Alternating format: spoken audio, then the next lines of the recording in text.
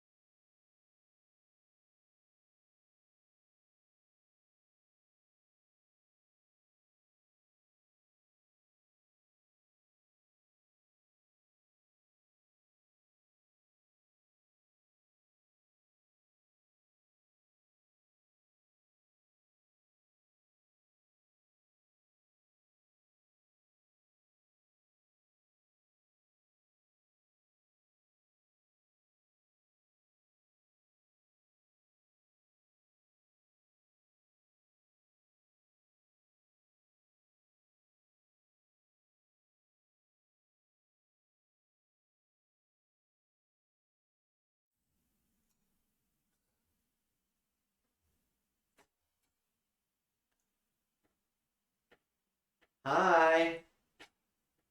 Hi there. So here's what I'm gonna do now, everyone. I'm going to sort of move away and start populating the chat here. Oh, good fucking lord. Sorry. So here's what I'm gonna do now, everyone. How am I getting an echo out of that? Oh, because I'm looking at this. Okay. Very good. Mute that. Hey, Steve, are you actually watching us right now? If you could tell me so, I would appreciate that. Okay, so we got that. Do that. Go here. Okay, we're on. I'm going here. How are y'all? We figured maybe you all would like some interesting stuff to look at and think about over these next few uneventful days, and so I'll get right to populating the comments below in this thread with all of the stuff. That will take me a little while, and I'm not so good at talking and doing this at the same time. So you can just sort of watch me doing this for a while. A considerable while.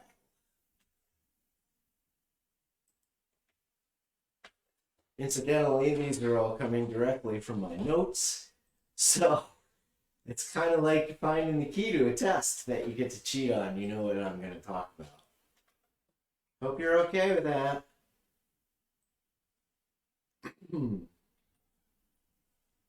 Hope you all have been well. I cannot actually see the chat at this moment. I'll go ahead and keep doing this. Only about 30 to go. We want to make sure that y'all have plenty to do. You can see the chat because I'm doing this. Can they see me? Yes. See that? There you go.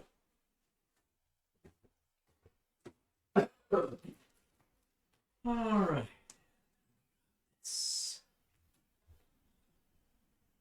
Hope you all have been well.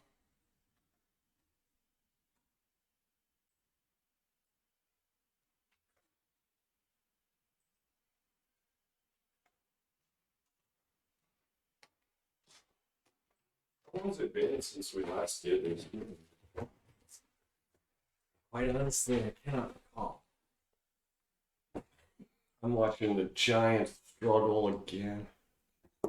They almost had him, man. They almost had Tampa. Almost had him. I am still... Are you putting all this stuff on?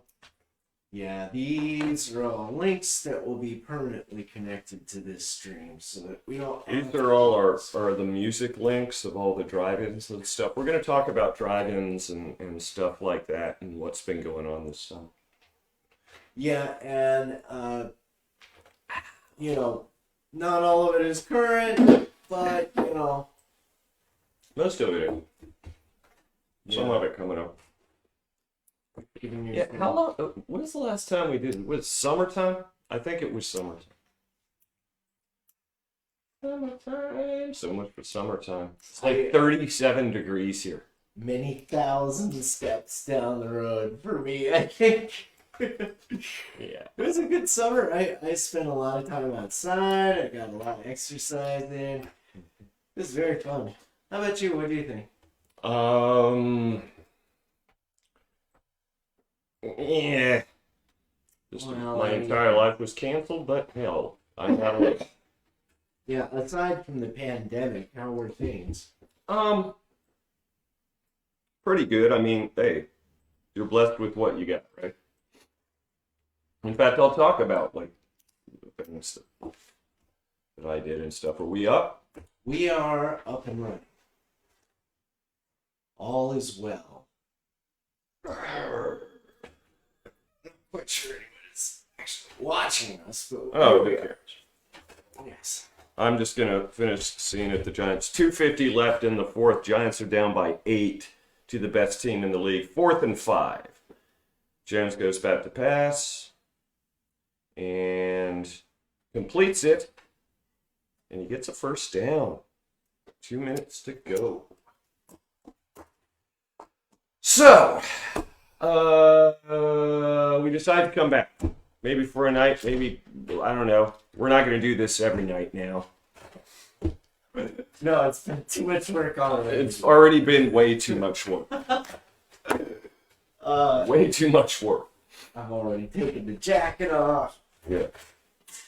So, the good news, however, is that there is tons and tons and tons and tons of interesting stuff going on. And it's really a fielder's choice as to where to start. Maybe, well, I guess maybe we could start by talk about some of the stuff we've seen and done. Why don't you start that out? Trey has been to a lot of stuff. Not a lot of stuff. He's doing the social distancing. That's true, though. Trey doesn't go to bars either. Trey doesn't drink. So, you know, he's, you know, you start. You go. All right, so I'll go ahead and start describing what's been going on for the past couple of weeks for me. I've sort of, I hadn't spent a whole hell of a lot of money, and of course all of our plans were dashed, and so on and so forth. Festivals gone. Yeah. As you know. Nevertheless, you know, I've been looking around, and as has Scott, and a few of the things that all sort of had their confluence over the last week or so were Jouwala Collective did an entire show of Iniquity songs. It wasn't just Jouwala, it was a freaking cast of all-stars. They had 10 horn players on the stage. It was absolutely It was insane. They filled a stage the size of this kitchen up with like, I don't even know how many people. It was crazy. Now, I know what you're thinking. Scott, what about the social distancing? Well, the social distancing was done because the Camel in Richmond is really doing this right. You buy your table, right? And you buy the table at one price, and one table might seat 5, or one table might seat 4, or whatever. So you get a bunch of friends to go and do that.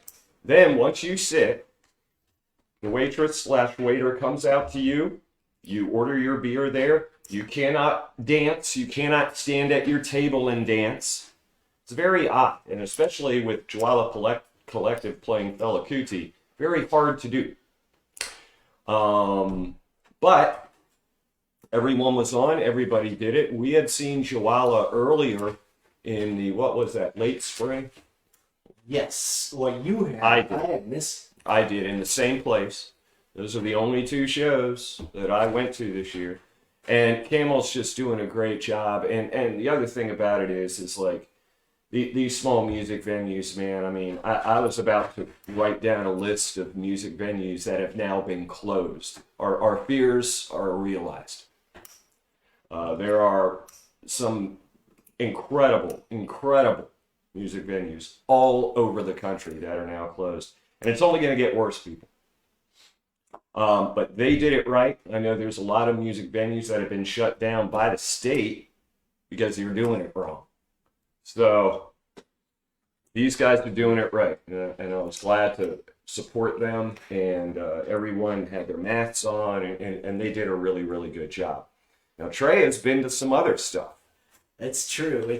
But if I could just dwell for a moment on how awesome that show was, Amazing. I kind of got a thing for Iniquity, as you know. As I know. You know, I mean, if we could segue into that for a minute, you want to talk about knocking one out of the park? I just got a CD in the mail today that was a nice little double fella.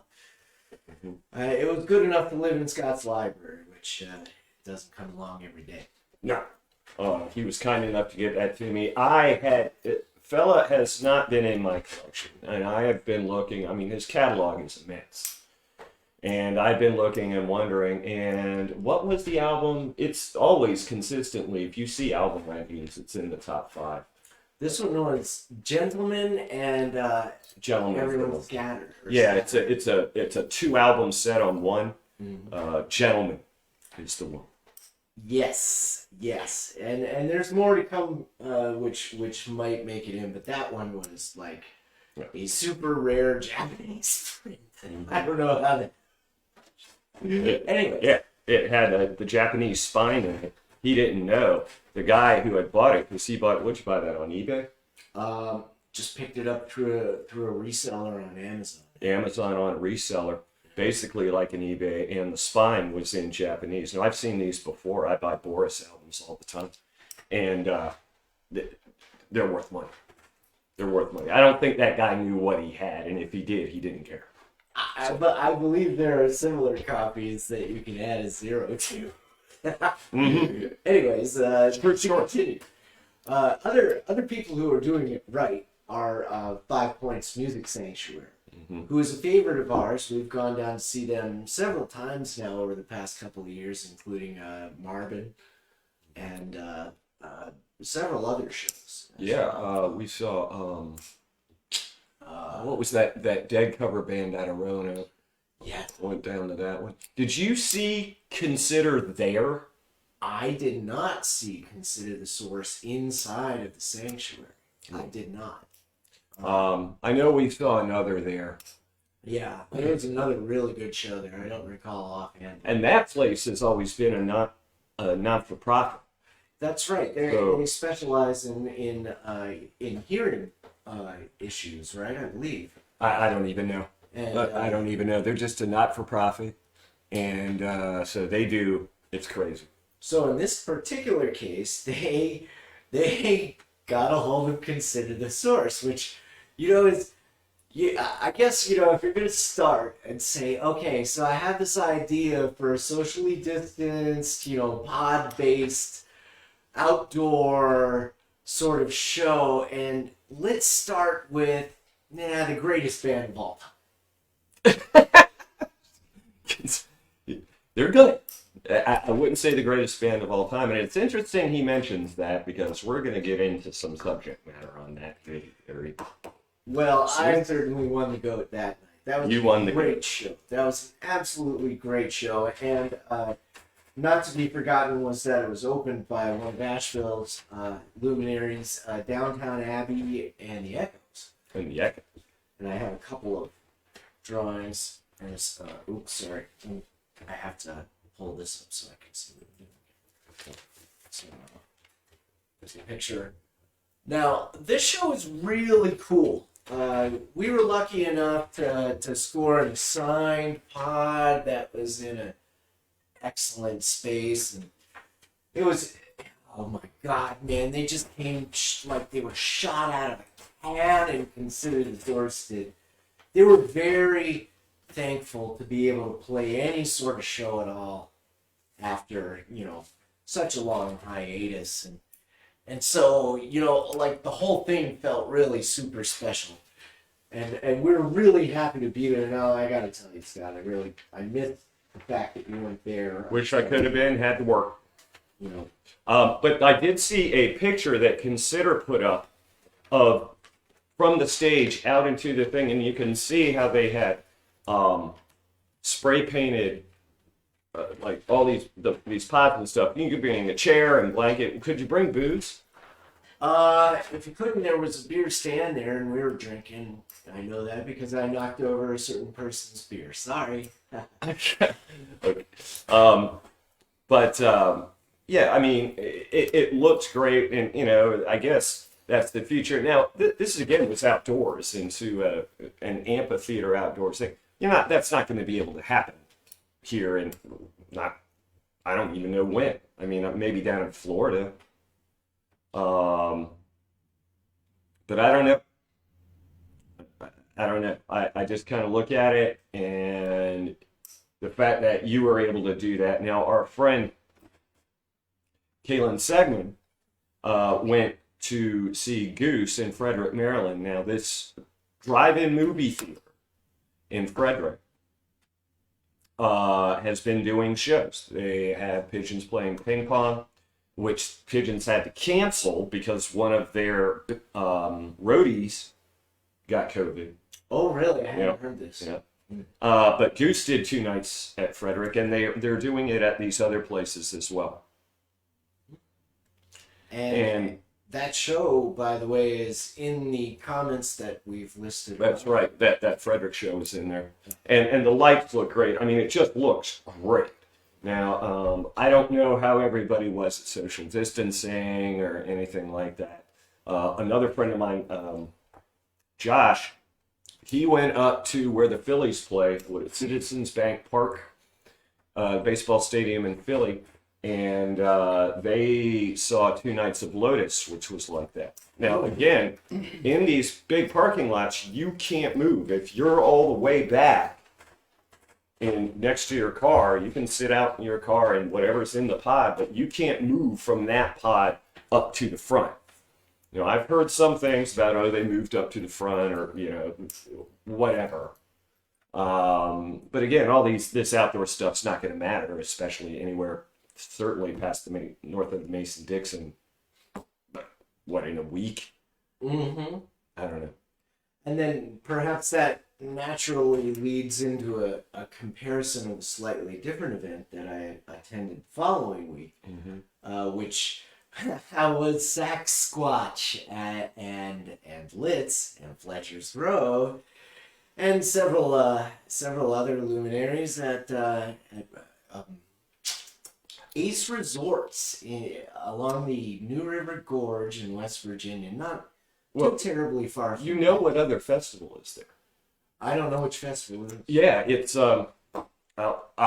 I'll remember. This is where and it's the one Stacy Strawn and Josh Harris and all of them go to. They've been doing it now. This festival for 2 or 3 years now, and it's getting bigger. So let me tell you, the place itself is absolutely, it's impressive. It's a shaved mountaintop in West Virginia, which makes for a very flat space on top of a mountain. The stars at night are incredible.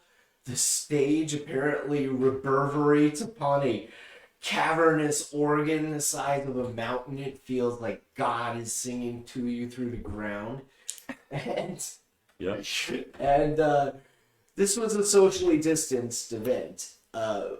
However, it was slightly different in that there were pods and you had to confine yourself to a pod. And if you wanted a beer, you could take a flag and you could hold it up and people would come by and give you stuff, or sell you stuff. Kind of cool. But I guess you could forget about a shakedown street or anything.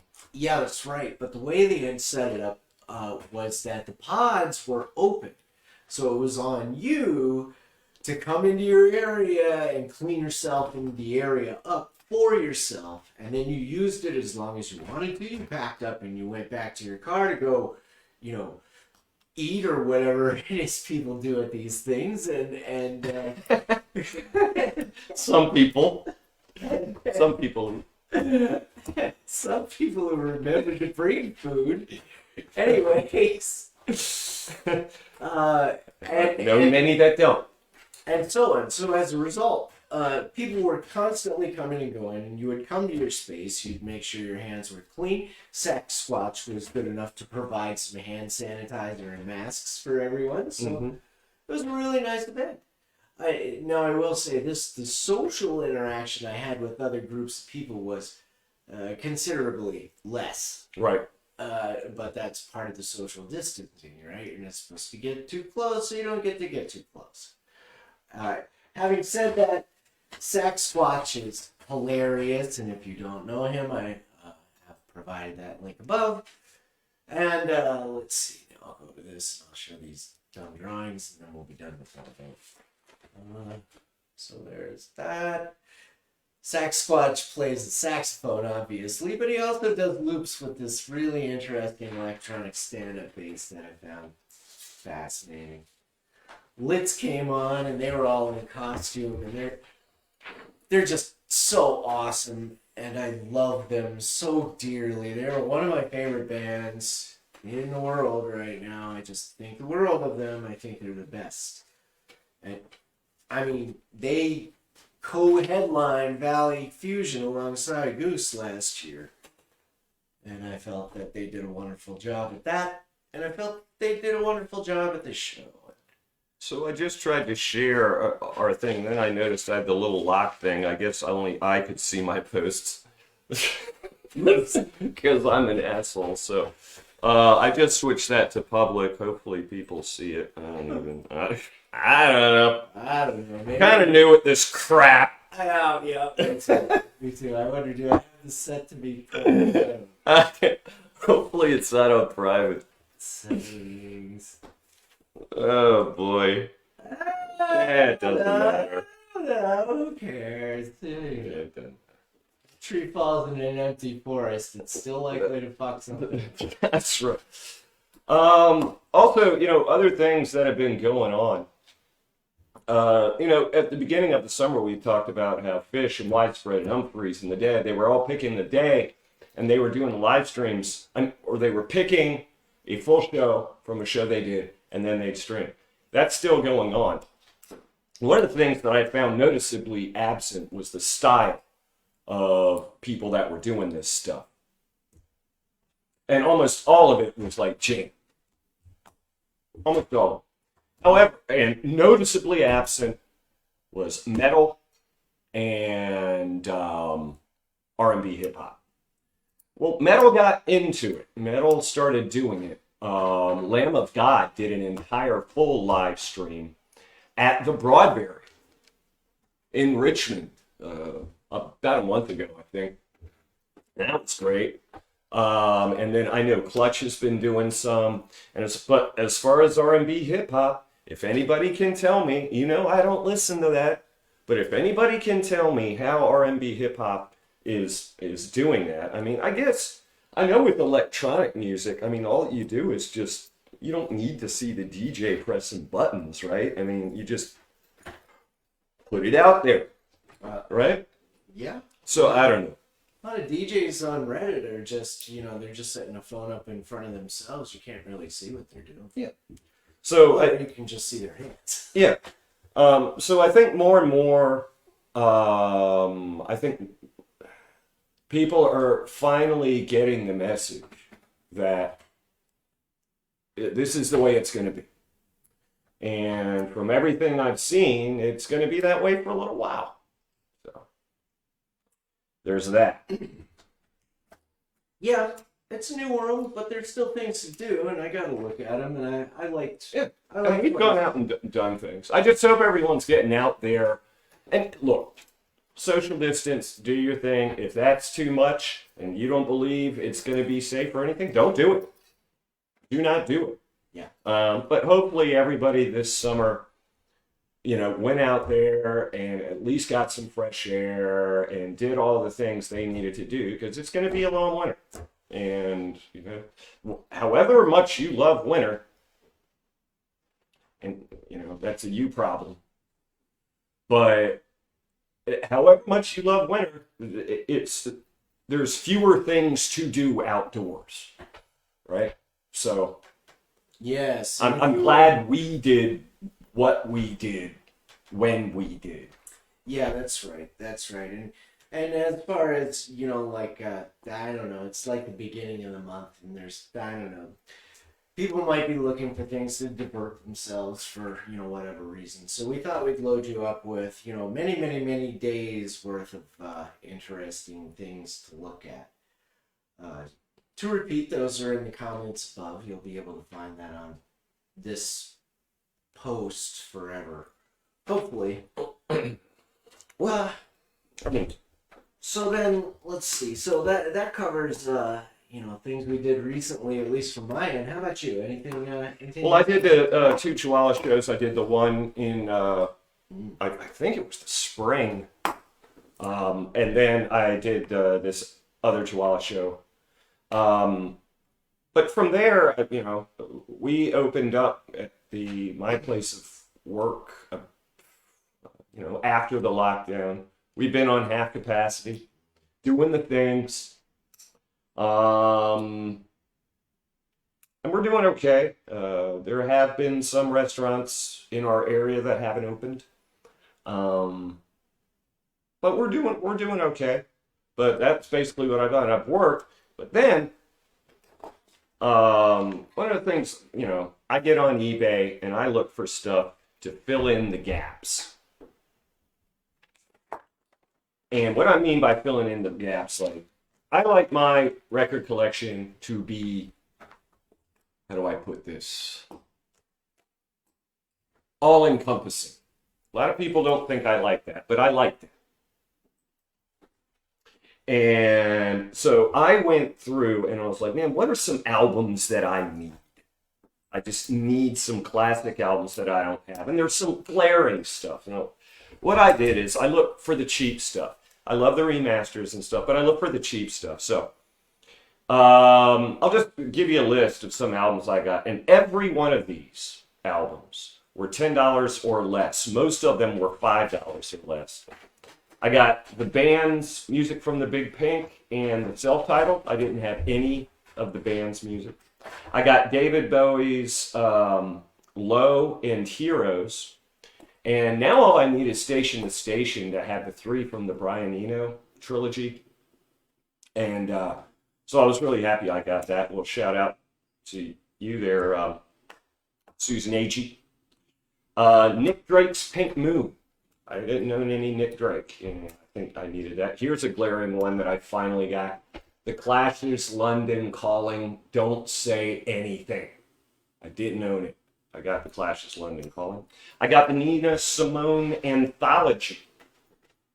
It's time.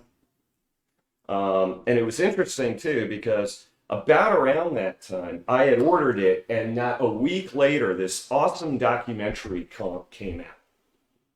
And so I watched that. Got Carole King's Tapestry album.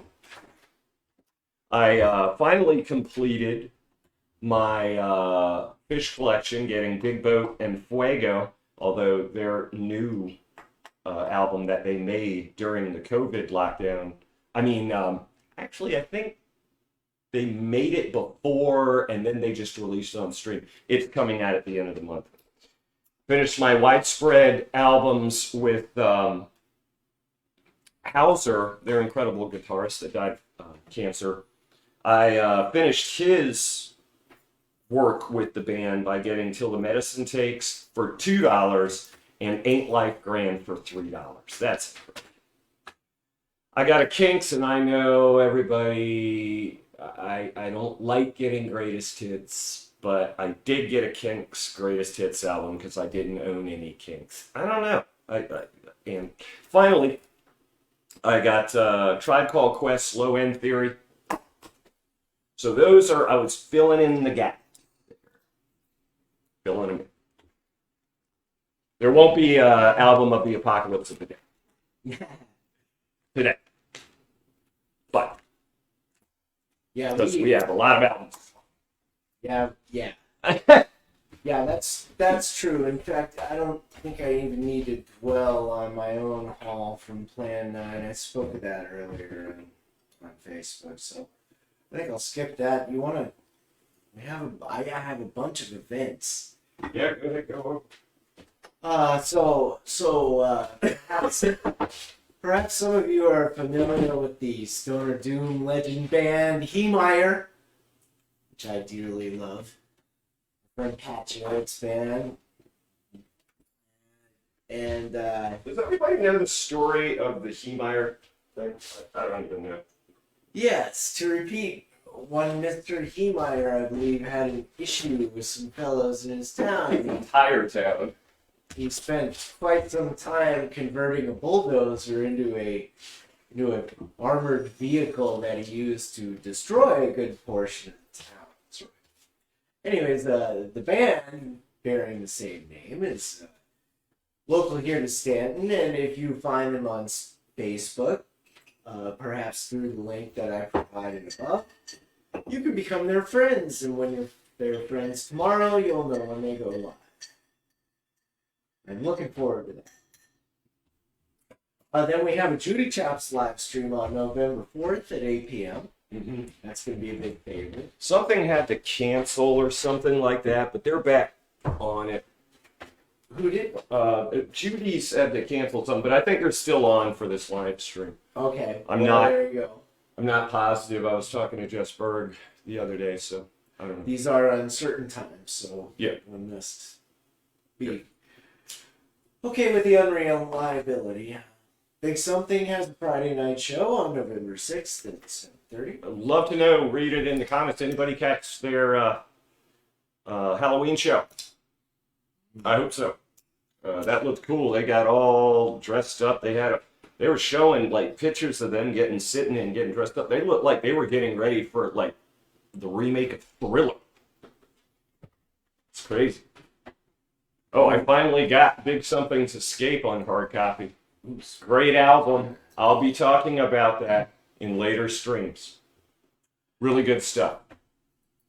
So at this point, I need to mention that I guess probably close to 2 years ago now, I lost the password to my Tinder account. So all you ladies out there, sorry, I'm not blowing you off. I just don't know. And with that in mind, that means you're going to have to get in contact with me for Friday night's Saxsquatch show at the Blue Toad Hard Cidery over there on the other side of our fair Blue Ridge Mountains.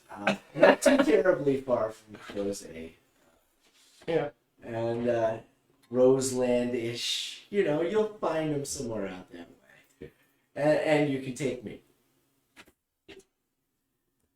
So, to continue. Well, we got to talk about this. I had mentioned, and I'll be mentioning them again in further streams, but some friends of ours, and easily one of the better bands in Stanton, is Shagwüf. And Dog Days of Disco has become quite the favorite, not only of me, but of a lot of people. What a great quarantine album. Still far and away my favorite of the year. It's up there. It's up there. Dog Days of Disco, you can stream it and stuff like that, or even better. I think you can buy it on Bandcamp. Buy it. Yes, you can, and they Right, have Philly? a shop. Bandcamp. They have a shop, and I don't know exactly what's going. I know they have a shop. Right. But they were lucky enough this summer to get back into the studio. They had 4 songs written, and they got back into the studio, and they made 4 songs. And there was a lot this year to have inspiration. I would hope every artist use this time to make some freaking art, because don't tell me there's no subjects to be artistic about. So let's come back to Shagwüf in just a minute. Allow me to finish the event list here, because there's Okay. a few things We're gonna hold both. yet coming up. You might want to get out a pencil for some of these to write them down. On the 7th, Saturday, we have Thrash Giving 5, which is a charity event involving some of our pals. To include, I believe, Diseased Earth. Diseased Earth played a lot at Bricks. Bricks is still not opened yet. We don't know. Yeah. So really looking forward to that one. And then also starting on the 4th and going through the 14th in Waynesboro, and all the details are there in the chat. There is the Art Unlocked event, which involves like so many of our pals, to include Pat Jarrett, Leo Chare, right? Am I saying this last name? Char. I always say Char. Goose, Angus Carter. I mean, Hannah. Sorry, but Many more. Sorry. his got it. Right. Yeah. And so the cool part about it is the artwork is on display for 10 days. And then on the 14th, open bidding starts. So you can begin bidding on the artwork after it has been on display Okay. in this socially distanced environment. So go see it and then go buy it, please. And then farthest out that I have right now on our list is our dear friend Kaylin is doing the Holiday Landscape Wreath Workshop at Skipping Rock on November 19th. So we have all those. What's Kaylin's shop's name again? Bryn's Bryn's Posy. Yes, indeed. Great little shop. We have a display of hers. Oh, do we? We'll have it on the kitchen table at later dates. This was all planned approximately 4 hours ago. I mean this. Yeah. Stream. Well, we had talked about it and stuff, and we're bored. So circling back to how awesome Shagwüf is. Well, it's interesting on that. So they had 4 songs, and I was talking about where's your inspiration. Well, our little town of Stanton got hammered by 2 floods. You'll see pictures of it on video of it on YouTube. We've got pictures of it all over the place. And in their video, which they just released. And on the EP album cover. Their album cover is great. It is their van and the drummer Pablo's car getting absolutely thrashed by waves of water downtown. Yeah, dear old Moby bought it. And to move back, Moby was already famous. Moby was their van. Moby was the subject of the very first song on Dog Days of Disco. Right. And Moby, regrettably, is no more. Yeah. But what happened was that's it. And so in all of the songs, there is reference to flooding and water and stuff like that. So they made this EP, and it is called Trendy Weapon. And I don't know if you can bring it up. I'm going to try. Yeah, I got a link for it. It is, in fact, on Bandcamp. I think you can see Oh, that. here. Yeah, here. Go Go ahead and check that. Here. You can't see it. Shit. All right. I don't know. Anyway, it's great. It's great. It literally looks. It's crazy. But that is the van and Pablo's Subaru that are just getting hammered by water, and that automatically, the moment everybody saw it, they're like, "Well, that's an album cover. That's gotta be an album cover." So they did some digitizing on it and stuff, and it just looks great. Anyway, great EP, and go ahead, you can get it. You can stream it on Bandcamp. I doubt they'll release this on hard copy, but What a gem. it's fun. And And again, here's just more people using some of the toughest times in my lifetime. And, when life gives you lemons, right? So that's what you got to do. And so, but our town was just devastated by these floods in the summer. And, just another reason. It's just to get, what the fuck? Anyway, so there's something. And they weren't the only ones. All over the place, people have been influenced to go in, especially musicians going in, making music, putting out music. It's been great. It's probably a good point to mention that another band that we dearly love, Marvin, has announced that they got something coming out on November the 6th. They do. This, though, is more of Danny the sax player's album. Yes. Some members of Marvin, they're calling it Marvin, but some members of Marvin are in it. But this album is called China Doll. I think it's called China Doll. But they haven't. And you're going to see more and more coming out, especially during the winter. Yeah. So here's one that you can have in hand that I know you and I both were discussing earlier today. Goose's EP, which is called Night Lights. Now, again, to follow the trend of releases this year, Goose put out a live album called Alive and Well, which is one of my favorite things. As you well know, I'm sure by now. Got a great story on that one too. Yeah, that's right. You got to tell the story. That it's true. We got to see that show. We paid $10. $10. The insert of it, if you open it up, is the entire beautiful stage with all its lighted glory of the show we were at. That's always cool to have an double live album come out, and you were there. Yeah, and in fact, the song "Lead the Way" is on the live album, and that is from that show, and so that right there is probably gonna be one of the finest live albums of the year for me. I think I can't really think otherwise. And then here you have this beautiful little sort of completion of, what would you call it? Like it's kind of like almost like a really nice, super greased, very short studio version of the set that they were playing for around a year and a half there back. The new Goose album? Yeah. Yeah, it's called Night Lights. And it's basically songs, and a lot of jam bands do this.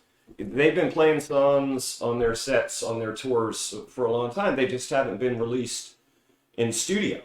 And so they released that. And there's a rumor right now that that's all fine and that's going to be a stream. And then they've got other songs, I know. They just got to put them in the can and probably release a full album, put it out on hard copy at some point.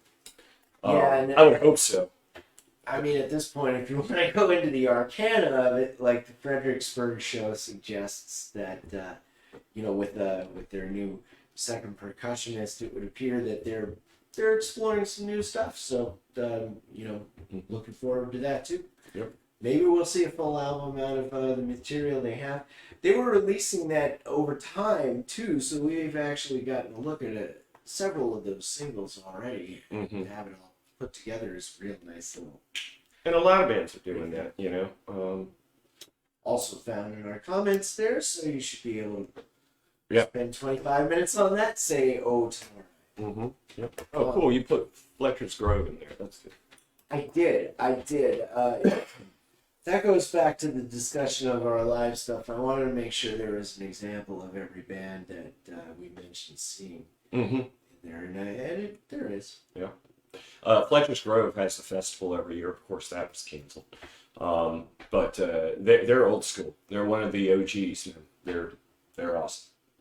So, and they're from Maryland. But they're great. But that leads me in. Do you have anything else? Go ahead. let's see here. Let's see. Yeah. Okay, we I covered. want to make sure we're all done.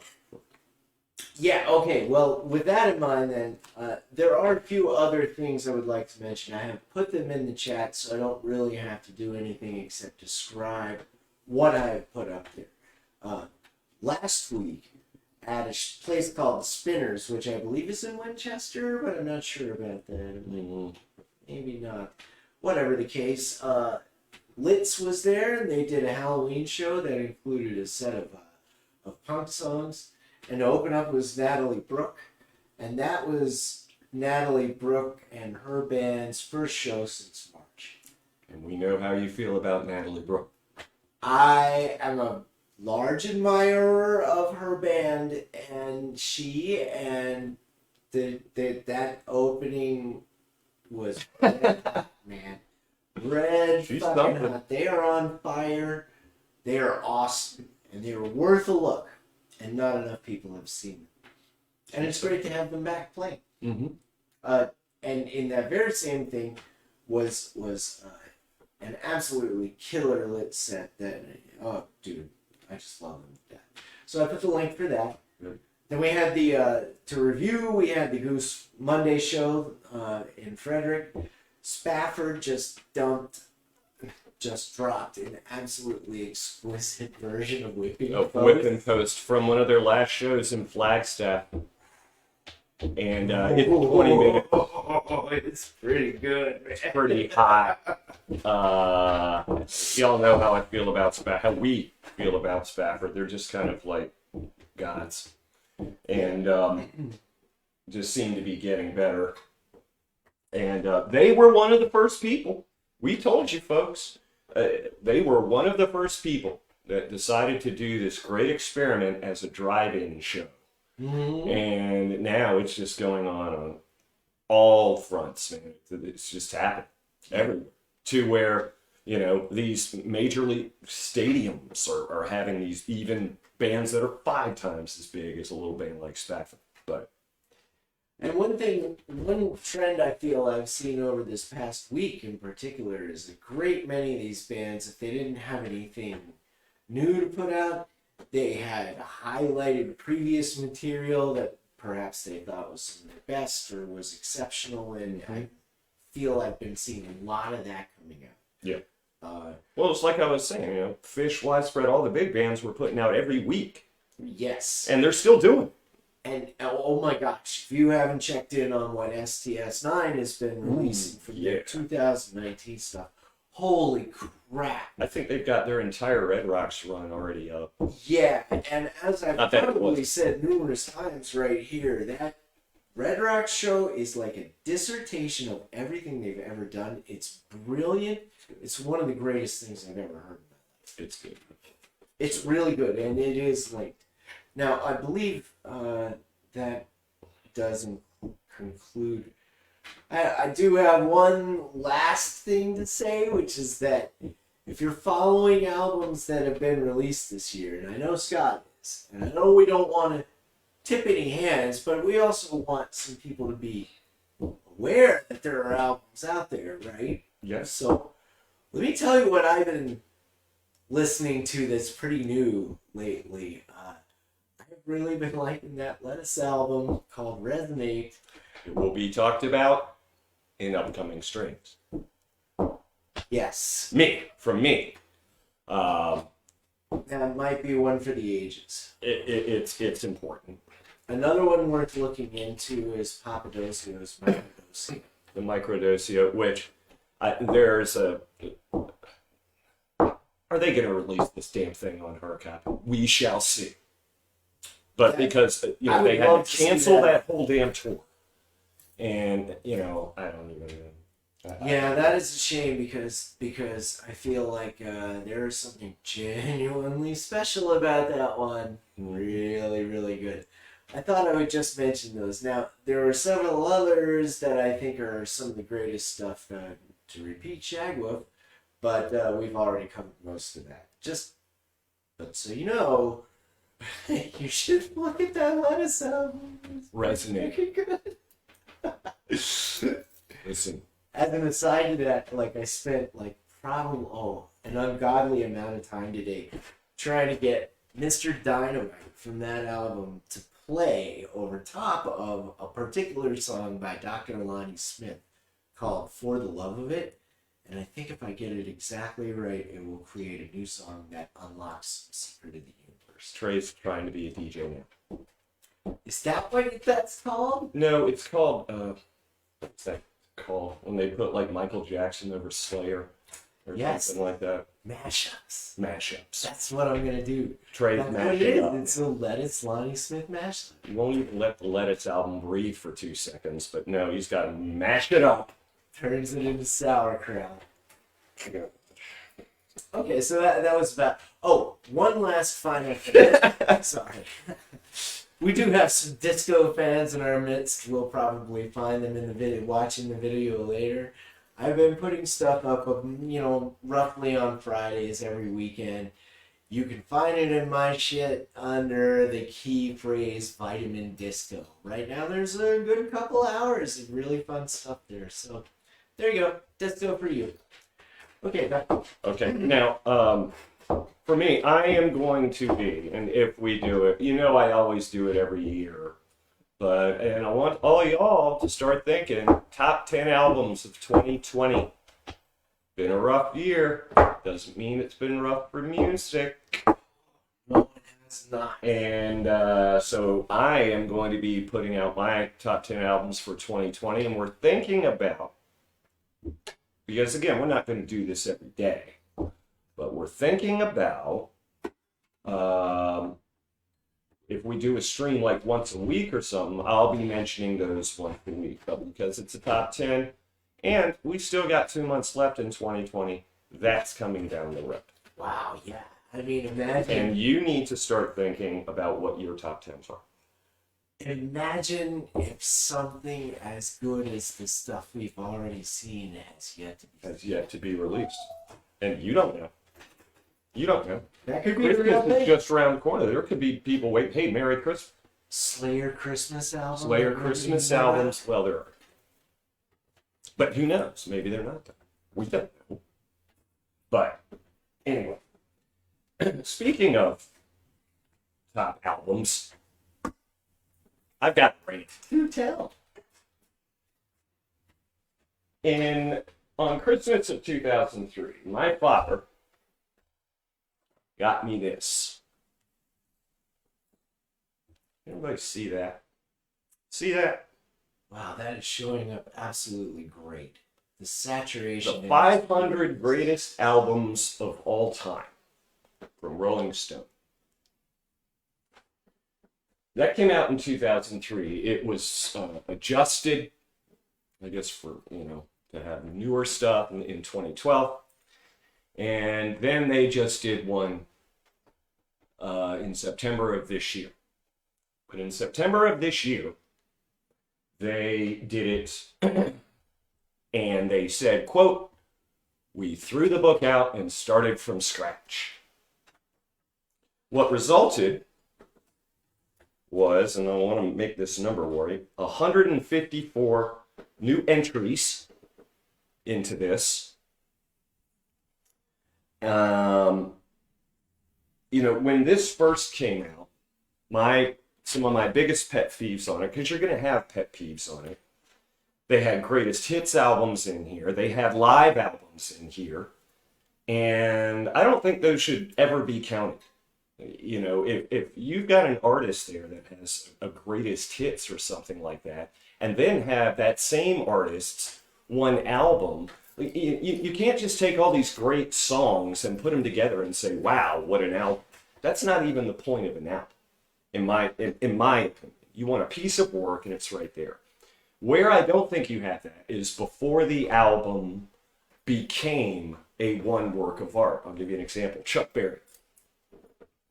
Chuck Berry and most of the artists in the day, including like Elvis and stuff, they were singles. They were put out as singles, and that's the way it was. But because you have these great artists, a lot of these greatest hits have become legend, right? So I kind of get that on artists pre Sergeant Pepper.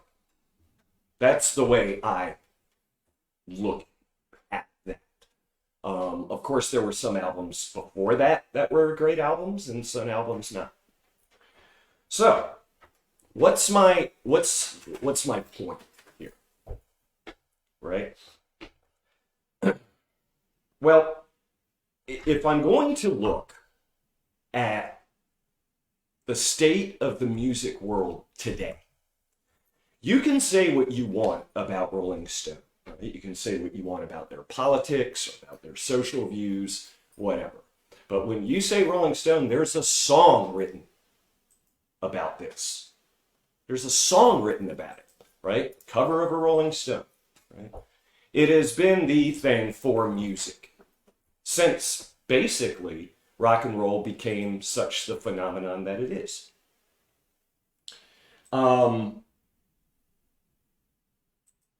The other thing is, you can say Rolling Stone sucks now or anything like that, but these weren't the writers of Rolling Stone that made this top 500.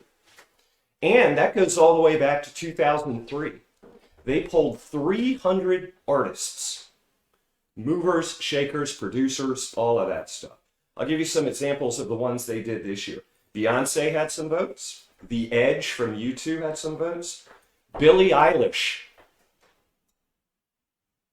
had, and they took all of these and they put them together, and that's it. Well,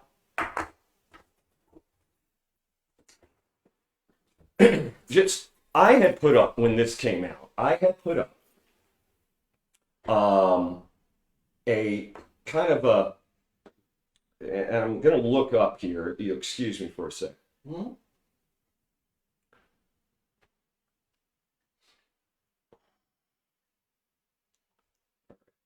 Now, I kind of went into I knew that things were going to be different. I knew things that were going to be different. And I had major problems with the 2003 run. Why? Because Rolling Stone had, all these Beatles albums in the top 10, all these Dylan albums in the top 20 and stuff like that. So there wasn't a lot of variety. Right now, what they did was they went overboard to make sure everybody's included.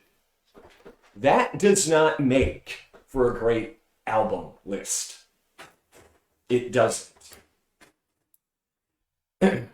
Some examples. Kanye West had 6 albums in this list. 6. Kanye West. Money isn't real, but that's how we got it. Something along that line. All right. I don't care. Look, you can say Kanye West sucks. I'm not going to say that. Does Kanye West deserve to have 6 of the 500 greatest albums of all time? Man, that's a hard sell. That's a really, really hard sell. Right? Billie Eilish's album got in there. The girl's 16 years old. Right? This is the girl, and everyone's like, don't make fun of her or anything. Did not and has never listened to Van Halen. I don't care if you hate Van Halen or not. Right? Unbelievable. To show you how far things have come. It is in most circles, and I don't care what music you listen to. Okay? The album to start making albums, full works of art, was Sgt. Pepper's Lonely Hearts Club Band. The way it was recorded, everything. Beach Boys' Pet Sounds was that way. The way it was recorded, all of that. From there, people completely reimagined what an album could be. That album was number 1 in 2003. It is now number, 23. The 23 greatest album of all time. According to the 300 people that were polled. is Beatles' Sgt. Pepper. Now, look, I was talking to a guy the other day. He goes, the Beatles suck. How can I talk to you about music history or anything when you're telling me the Beatles suck? I mean, what are you doing? Right? What are you doing? You don't have to love the Beatles, all right? But if you don't understand, in the context of what an album is, that Sgt. Pepper is that important, okay? Our conversation's done. I mean, if you're sitting there going, sorry, man. Sorry, dude. Slayer, hell awaits, dude. What? Well, it's the one that influenced me. And again, the word of, especially the past 4 years, narcissism. Stop. I can already give you, and I'm about to, the greatest albums of all time. All time. And I don't have to like it, but get it. Right? I mean, one way to look at it is my entire life, Citizen Kane has been the best goddamn movie anybody's ever made. Nobody argues over that. Nobody. Nobody. They'd like to, right? But they don't. They don't. Why? Because when you're looking at, I think Citizen Kane's overrated. Okay. It's kind of irrelevant. You're gonna have to name some pretty good movies to see. You probably are. You don't have to like the storyline. Fact is, when that movie came out, nothing like it. Nothing. Just cinematography alone. So now we're looking at this. Kanye West, 6 albums. In fact, his highest ranking album was number 10 of all time. Dark Twisted Fantasy. So Kanye is bigger than the Beatles, who are bigger than Jesus. That's right. That's right. Okay? That's number 1. Okay, that right there. You can love Kanye with all your soul. But if you know any, the best thing you could say is, listen, I just listen to a lot of Kanye West, so I'm not one to say anything on that. Fair. That's fair.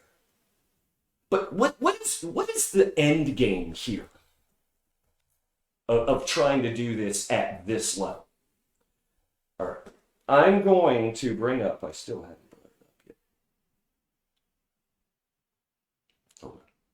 There it is. Everyone was celebrating. Well, there's more women in it now. More people of color in it now. And stuff like that. Okay, great. But what are you sacrificing as far as the history of an album? And my end question here is going to be, what is the state of the album in 2020? I mean, Fish fans have been saying it for a long time. They're like, the album is old news, don't need to do it. If you write a new album now with internet and everything like that, just throw out singles. Don't even bother with an album. I've been hearing the death of the album for 25 years. Like, it's happening. Here's the internet, it's happening. So, we're left with this. Rolling Stone's top 50 albums of 2020. Number 1. Okay, actually I'm going to start at number 10. Number 10. Let's see. Oh, no. Okay, number 10 was not, I'm sorry. Oh, there it is. Dark Twisted Fantasy was 17. My bad. Number 10.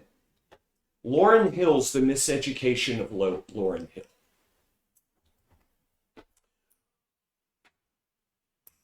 Guys, you can love that album. And I can hear people now, right? Oh my God, that album is amazing. The biggest hit on that album was a cover. It was a cover. Okay? So, I digress. Number 9, Bob Dylan's Blood on the Tracks. It was in the top 10 last time, or no, not in the top 10, top 20. They moved it up. That's the big album. You're going to have a Dylan album in there. Whether you like Dylan or not, you're going to have one. Rolling Stone owes something to their progenitor god. Mm-hmm, right. Prince and the Revolution's Purple Rain at number 8. All right? Just to give you context on that, I love that. The movie is awful. But Love the album. Prince, a god, musician, and stuff like that. But ask yourself this, in the same realm of pop that Purple Rain was popular in the same realm, all right? Yeah, he was the guitar player and stuff. Is it better than Thriller? Ask yourself that. And be honest. Number 7, Fleetwood Mac's Rumors. Number 6, Nirvana's Nevermind. Number 5, the Beatles' Abbey Road. That is the highest charting Beatles album, was Abbey Road. Over Sgt. Pepper's. Oh, Sgt. Pepper isn't even in the top 20. Yeah. Number 4, Stevie Wonder's Songs in the Key of Life. Number 3, Joni Mitchell's Blue. Number 2, the Beach Boys' Pet Sounds. And number 1, Marvin Gaye's What's Going On. Now, guys, I'm not saying there's all of those incredible albums. It really incredible. I own. Stevie made me cry a couple of weeks ago. Okay, Stevie does that. Intervisions, right? Songs in the Key of Life. His 70 output at that one point. However, he's such a meme now, right? It's right from High Fidelity. Top 5 crimes committed by Stevie Wonder in the 90s. Go. Right? By the way, Stevie has a new single out. Yes. Interesting. It's interesting. What does interesting mean? But we're not talking about that. That's not what we're talking about. Songs in the Key of Life is an instant legend. Yeah. Instant. Okay. Now, Marvin Gaye's What's Going On. Great. It probably resonates this year more than ever. Is Marvin Gaye's What's Going On the best album of all time? Man. See, the fact that we have to sit here. No, man. I'm sorry. I fucking love him, but No. no. No. Man, no. And I don't care if you're an R&B aficionado. Whatever. If you're talking about, now I can hear you now, right? Well, there's a lot of jazz and classical that's not in there. We know when jazz and R&B and hip hop and metal and rock all fuse together as pop culture icons. That's what we're talking about here. 500 greatest albums of all time. Right? So we know that. All right? For me, and I'm just going to tell you. So, not to mention, Lauryn Hill as the 10th greatest album of all time, even Lauryn Hill doesn't agree. Are you kidding me? Not to mention, what type of music are you getting when that got enough votes? Well, okay, so let me say What? one thing about that one. Is that of the many, there are great many albums probably in both those lists that I'm really unfamiliar with, but that Lauryn Hill album has a lot of reach. Mm-hmm. A lot of reach. It found its way. Well, did the Fugees have a lot of reach? And I tell you how long of a reach it had. About a year or two. That's how long of a reach it had. Yeah. Right. The Killing Me Softly, that's Roberta Flack. Right. Right. Yeah. Biggest hit on the album. That's Roberta Flack. But because she took some R&B bleeps and bloops, and I think there's a little bit of rap in it, now that's... Are you kidding me? Tough to, I mean, All right. So, one thing, if you don't mind observing at this point, Sure. one thing we probably have to be cognizant of is that, as we go farther into the future, like, everything becomes increasingly derivative, right? Right. Of the music that preceded it, right. Nevertheless, Yeah. somebody else's song as your centerpiece, man, I don't know how that makes you. How does that make it the 10th? You know what? All right. Alright, well, Some things that I couldn't different stand about methodology. the 2003. Everyone knows my favorite band. It's Rush, right? So you know what happened this year? Rush's seminal album, Moving Pictures, made the top 500 this year. Their album made it at number 379. Okay? So, hey, you know, There's a bone. throw me a bone. Okay? That's fine. All right? And look, Yeah. you know, It's- okay, that's okay. You know, that's okay. It's good to have some prog in there. Yes's album, Close to the Edge or Fragile, I forget which one, that made it. It fell out of it. Guess what else didn't make it on for all you other people? Dave Brubeck Quartet Timeout is now no longer in the top 500 albums of all time. Ooh, Suck on that. Ooh! Oh, dude, that broke my jazz bone. Right? Because I've had people, well, I listen to a lot of jazz. Oh yeah? How about Time Out? Really? Oh, not to mention, Billie Eilish made it into the top 50. That's right. Dave Brubeck's Time Out didn't make it in the top 500. I want everybody to sit here and think about it. Now, if you're over there going, I've never heard Dave Brubeck. Right. Well, because you don't listen to jazz. If you know anything about jazz, Time Out is right up there with Kind of Blue. It's right up there with Love Supreme from Coltrane. It is right there. And furthermore, it's so deeply embedded in the cultural consciousness that even if you think you haven't heard it, you totally have. You totally have. Absolutely. How is that possible? Now, again, here's Rolling Stone. Don't blame us. Blame the artists. Oh, I am. Because I'm going to end this with something else. But Trey and I sat for, I swear to God, it wasn't longer than 15 minutes. Not 15 minutes. We didn't have to like the albums or anything. 15 minutes and just came up with the top 10. No particular order. Yeah, that's right. No That's particular right. order. And we had broad agreement across it, I recall. Oh, yeah. I don't recall exactly what was on it. So here it is, no particular order. Beatles Sgt. Pepper, which is this year at 24. Suck on that. Beach Boys Pet Sounds. I don't particularly love that album, but all you have to do is ask the Beatles what was their main influence, what Brian Wilson was doing in the studio at the exact same time.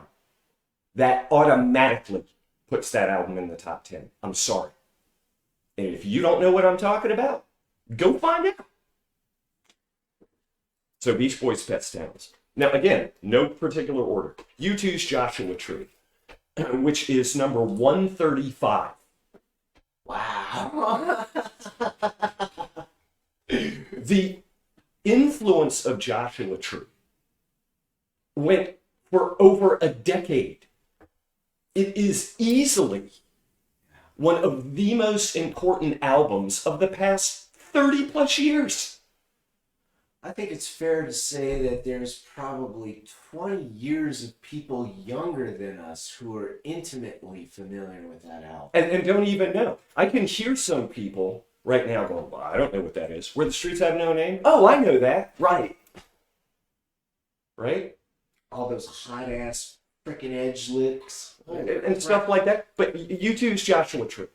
Okay?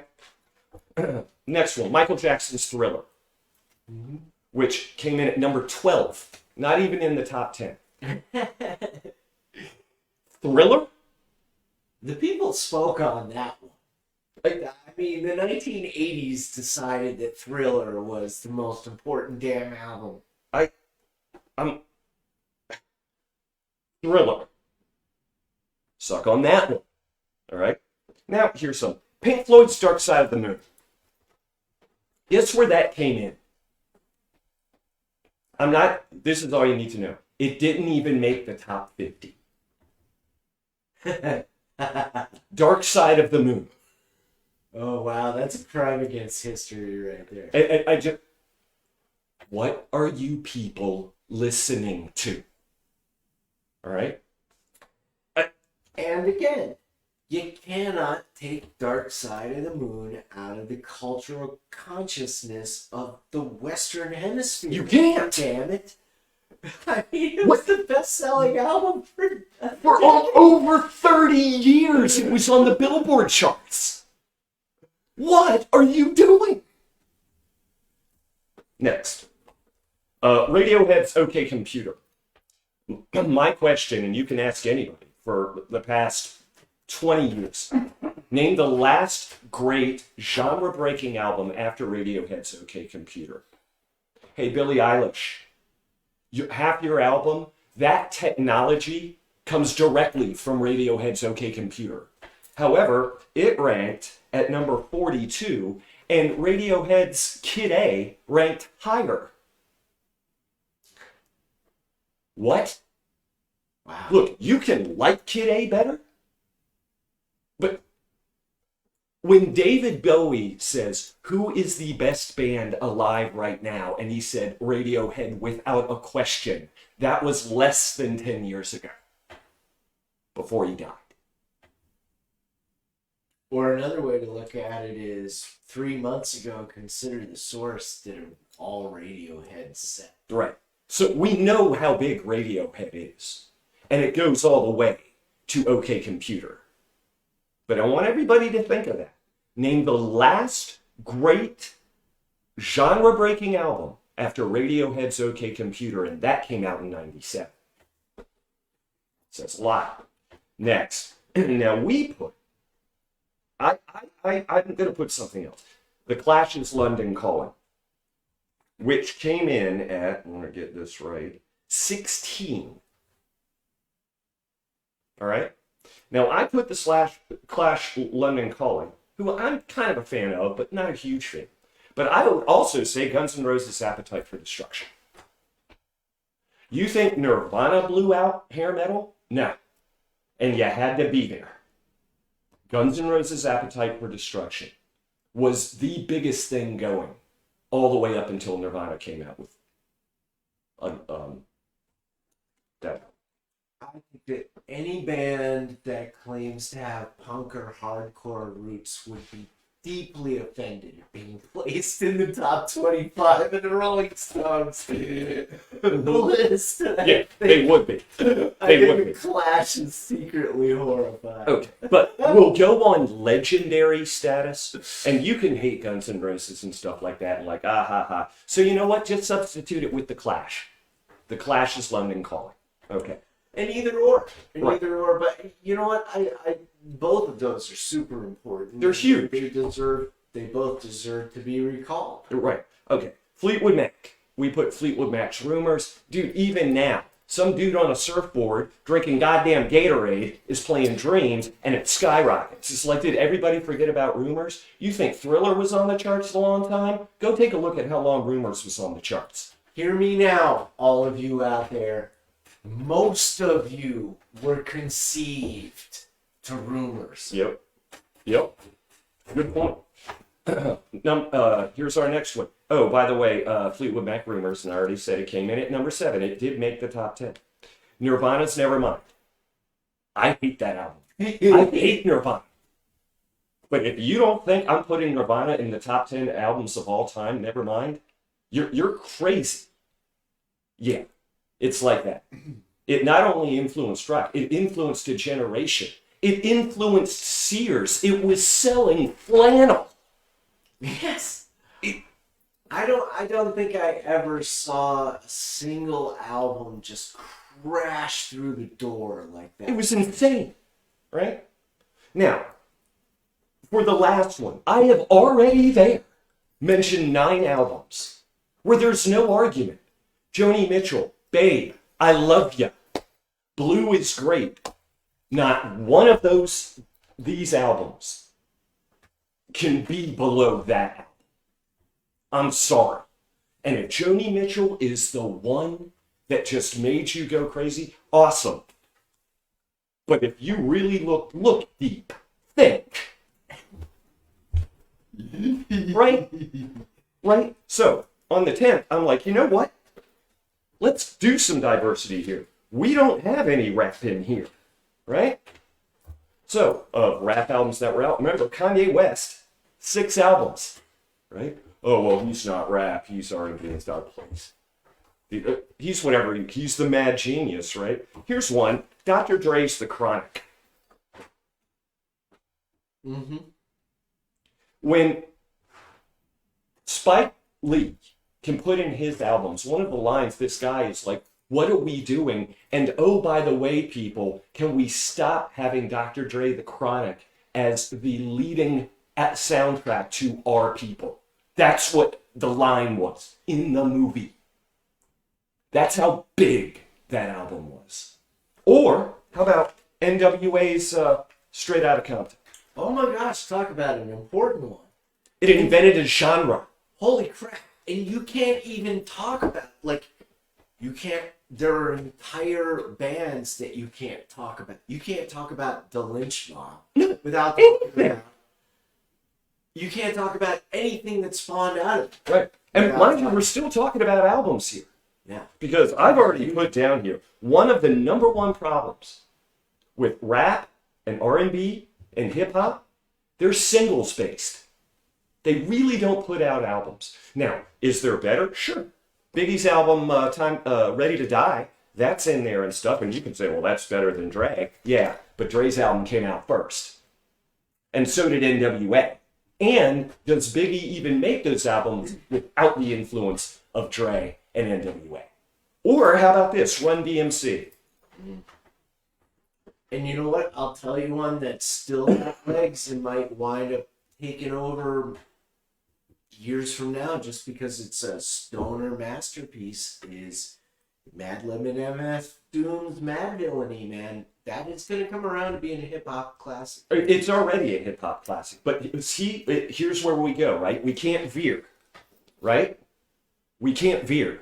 Is a hip-hop classic of that nature It's in the top 500? Right. I don't know. And that's just us talking about hip-hop, because right now, I didn't even mention AC/DC's Back in Black.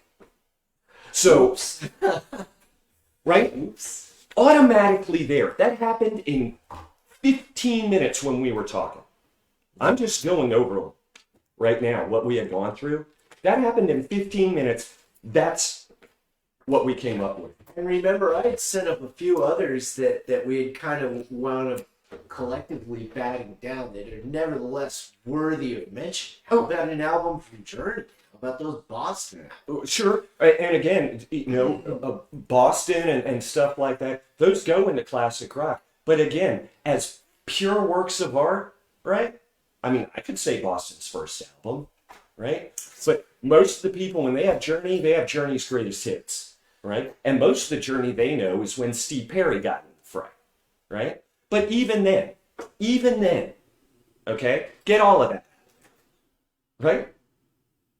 Are we going to put Lionel Richie's Can't Slow Down in there? Maybe, but it's not going in the top 10, including me. I love Rush. Moving Pictures, thank you. Is Moving Pictures going to be in the top 10 albums of all time? In my head, yes. In reality, no. Yeah, in my world, yes. In everybody else's world, if I'm trying to be cognizant of its place in the world, I hate to say it, but no. Kind of a no-brainer. The world would be a way better place if it had been. Yeah, we know that. But it's not going to happen, right? Because these are albums that transcend imagination. They not only sold well, which everyone's looking at, well, what's their place on the chart? No. These are albums that defined what an album is. Sure, some of them had hit singles, some of them didn't, right? And stuff, but it defined what an album is. And this guy and I came up with this in 15 minutes. So my question comes, what is the state of albums?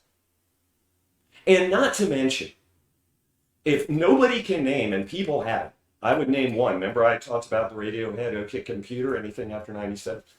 I would say My Morning Jacket's C.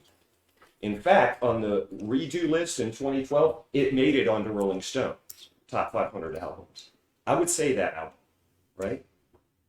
But now what is transcending in these artists' minds are 6 albums from Kanye They truly believe that what's going on is the greatest album of all time. Now, if I was to get serious here, even what Sgt. Pepper is, it's one thing to transcend what an album is. Then you have transcendence personified. Dark Side of the Moon from Pink Floyd changed everything. Yeah.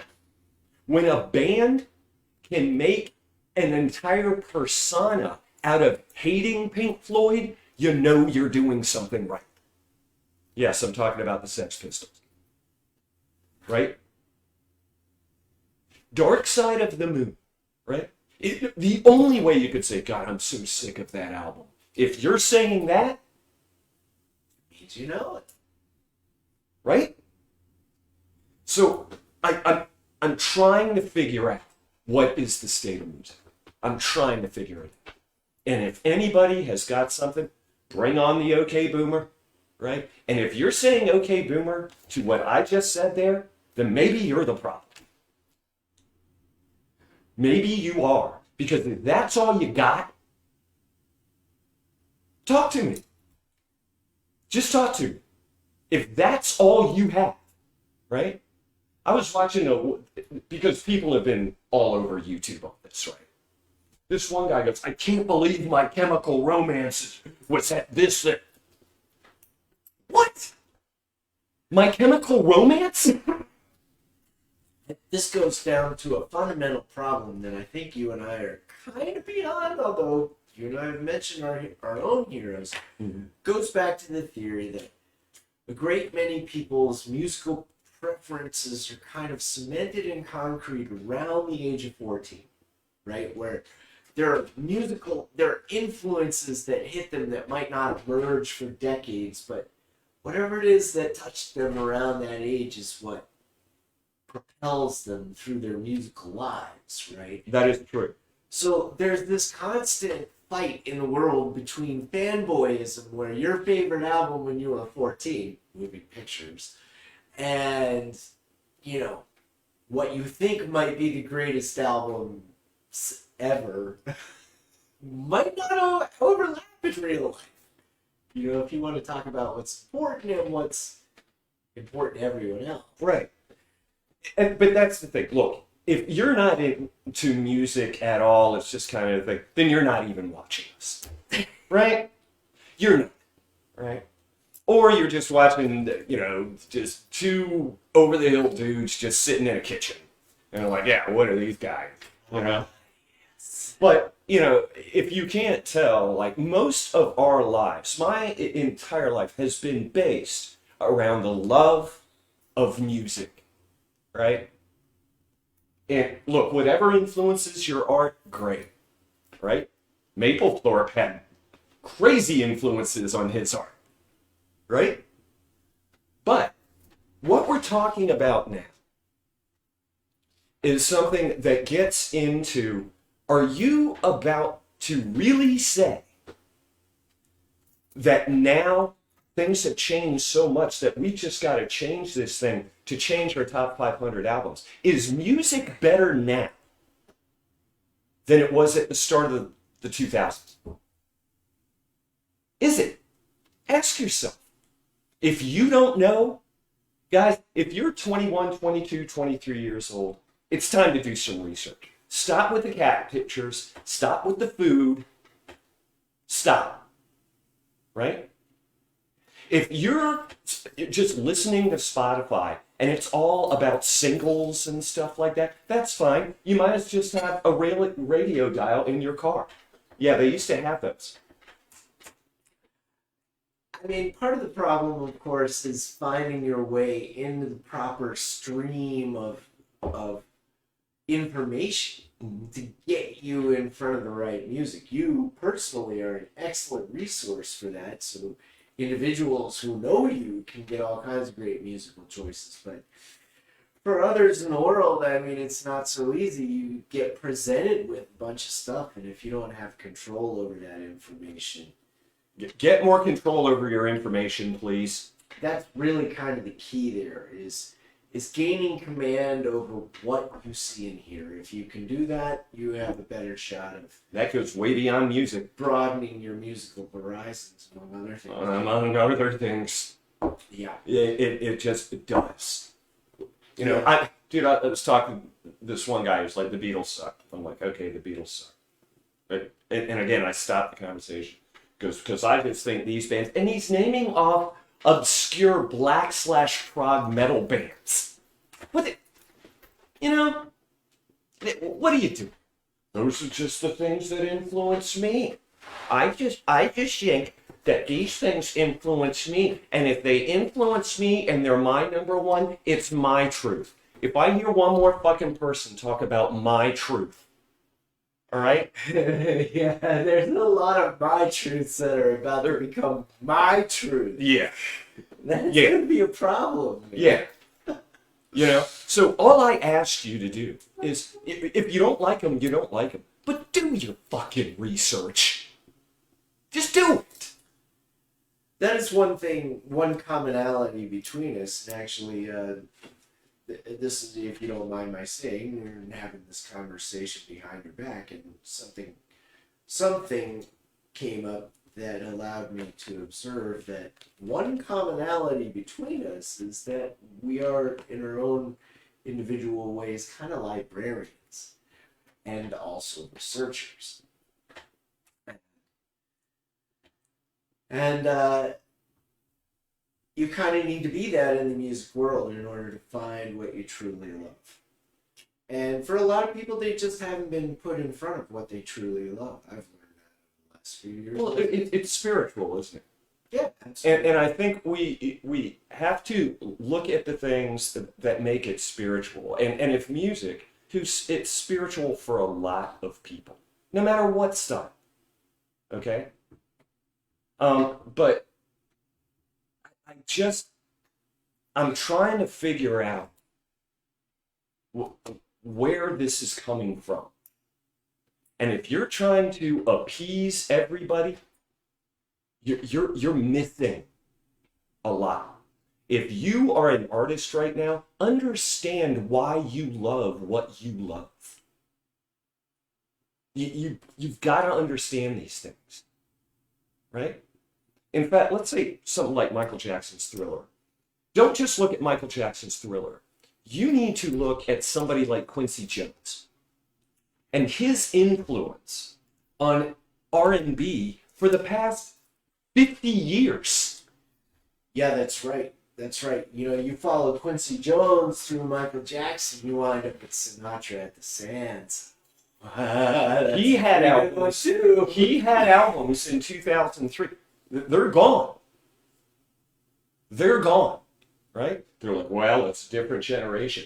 You can't tell my generation when I was growing up and I was learning about music and stuff like that, I'd be laughed out of the room, right? So I had to go do my research because I'm like, you know, like I'm listening to some heavy metal band. You need to go listen to Sabbath, dude. Right? Well, I've heard Sabbath, right? But I hadn't. Right? So I to go do my research, right? But don't sit there and talk to me about, well, my truth tells me Billie Eilish is one of the best albums of all time. What are you doing? So part of this is coming out of the overall stratification of information, right? Part of it's Overload. Yeah, and the whole my truth thing comes from the reflection of our own interests that are coming back to us, right? And the fact that we're kind of not really being able to see other people's points of view anymore because the whole world is the information that it is becoming a reflection of our own personal interests. Right. Which is great if you already had those before you dove into the internet and it took over your life. If it happened, if you grew up in that environment, then all you know is the stuff that was placed in front of you. Right. That's all you know. And the thing about it is, a time and a place. You know, there's a time and a place for it. The thing that gets me is the tools are now really in front of you. They're really in front of you. And yes, and with that in mind, we've loaded you up with a good 12 to 18 hours of stuff for the next week. for you to look at. You know, so I just, and I really want to know, and I know, you know, we haven't streamed in forever. We're into what, over an hour and a half into this, and I'm sure you guys aren't going to watch all this, right?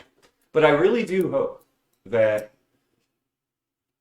you know, whatever is going on in your life that's keeping you spiritually whole, hey, maybe there's something else, and the things that make you happy, okay, there might be a reason. And if you can dig more into those things, into those things that make you happy, you're going to find even more. Yeah. You really are. Yeah. You really are. You know, I've heard a lot of people say about this Rolling Stone, you know, it made me look and listen to some albums. This is true. By the time this 2020 rewrite came out, I'm telling you right now, I've heard every one of these albums. Every one of them. Right? Sometimes not even on purpose. Right? I've heard all of those Kanye albums. Trust me, I hated him from day one. Okay? But it doesn't mean that I haven't heard that. When Dark Twisted Fantasy came out, yeah, I listened to it. Billie Eilish, a friend of ours came over. Have you heard her? I had heard a single. I listened to the whole album. It's cute. Right? I don't think I'd like a 15 or 16-year-old telling me how to have sex. But it is what it is. You know? But I'm not going to sit there and now put it on a pedestal because of my lack of anything and go, that's one of the best albums of all time. What are you doing? Just, everybody needs to sit and breathe for a second. We would like everyone to take this opportunity that we all may be having in front of us to, you know, take a look at what's going on out there in the entertainment world, because it's so awesome. And you know, actually, since we're kind of rolling and, you know, I would like to swerve through a few films at some point. Oh yeah, we don't have to walk into that yet. I still want to delve into this.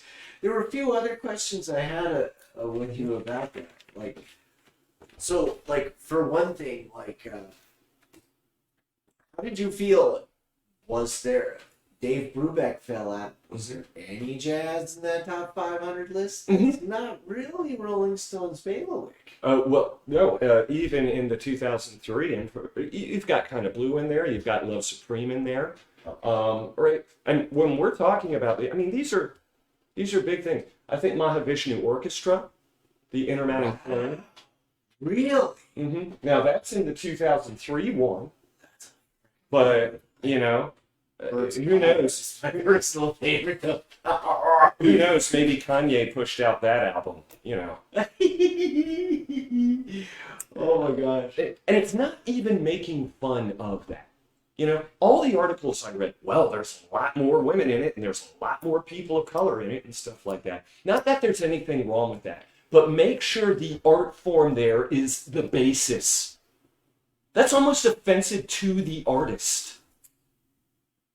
Maybe what we're looking at inside of this list, because of the different methodology and all of that, instead what we're seeing these smaller blossoms of interest among smaller demographics. And the attempt to represent them looks a little strange to every one of these other groups that is less aware of it. Well, take Joni Mitchell's Blue, for example. That's a good one. That's a long. All that familiar. That's a long. It was made a long time ago. And if you're going to talk to a newer generation's perspective and stuff, and I was thinking of a female artist that is producing one album that is incredible. I would think more on, now this is more in the 80s, but Kate Bush's Hounds of Love, who had a much more modern sound, 80s sound and stuff like that. But her lyrical content and that album as a whole, as a work of art, might be 10 times more influential to today's artists than something like Joni Mitchell's Kind of Blue. And even on the line or the style of Joni Mitchell, which is like Americana folk storytelling type.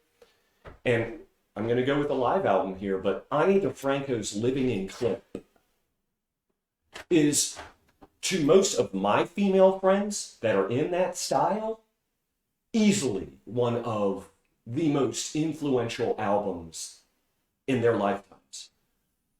In today's, especially as she becomes more iconic, you know there's a Dolly Parton album in there somewhere, right? Right? Or even go to this. How about Whitney Houston's first album? But she was more of a singles, right?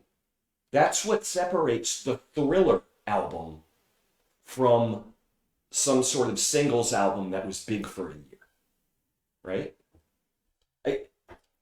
But again, I digress, all right? Even when mentioning those, this, just the top 10,